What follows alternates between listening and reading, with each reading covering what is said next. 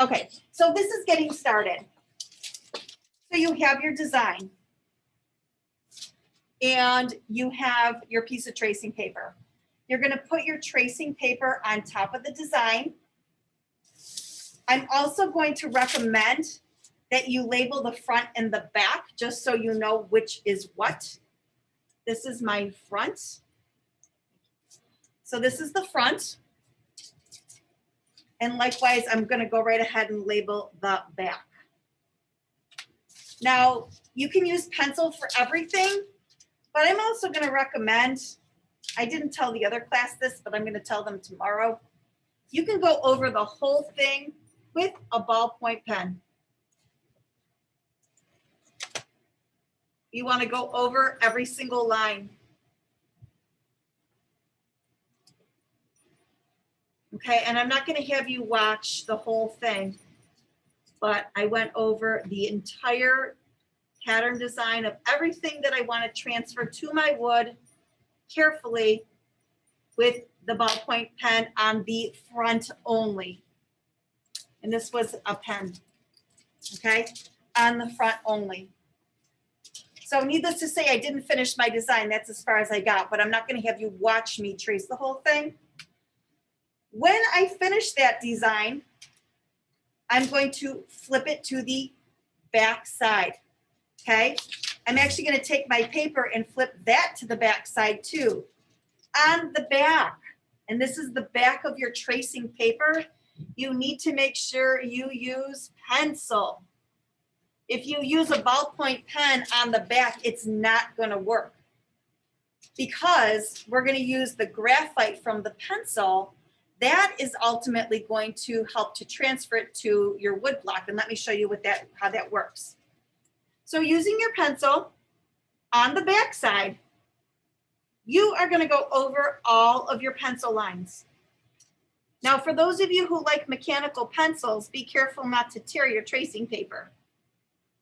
Okay, so all I'm doing, it makes it like a carbon paper, is I am putting pencil or graphite on the back of my paper. Okay, so I would do the whole design, and by using pen on one side and pencil on the other, and again, this is the back side, pencil definitely goes on the back, over the entire design. Once you have your whole design, you drew it out in pen, you went out over all those lines on the back with pencil, you're going to take your block. You're going to figure out exactly where you need to position this. Okay? Notice when I position it, look at, this is the front side, which has the pen. I'm going to place it exactly where I want it on this paper. The other thing that I need to snag is a little piece of masking tape.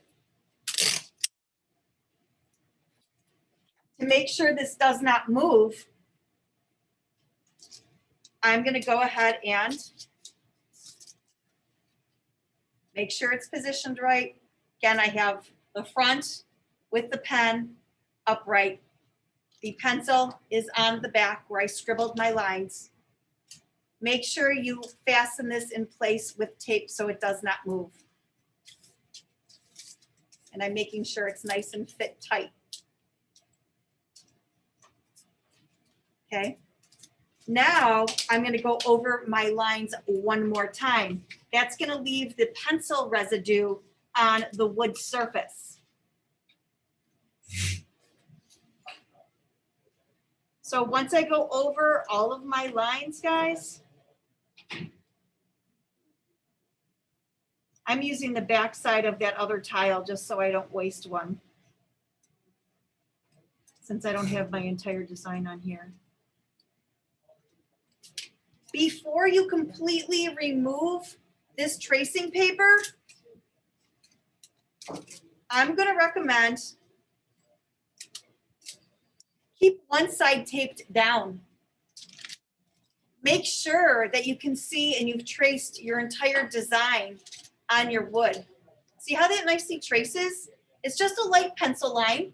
That's all that you need on there, okay? And once you have the entire design done, you can actually take this, put it to the side, And ultimately, okay, so this was my real design. See how it's a little bit light, but it works really, really well.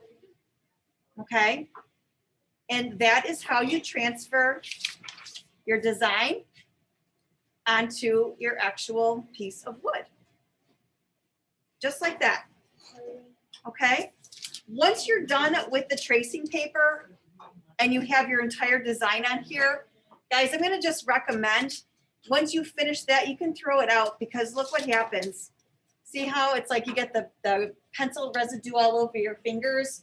So it just makes it a lot easier to go ahead and just throw this out when you're ready. Okay. So I'm going to stop recording real quick.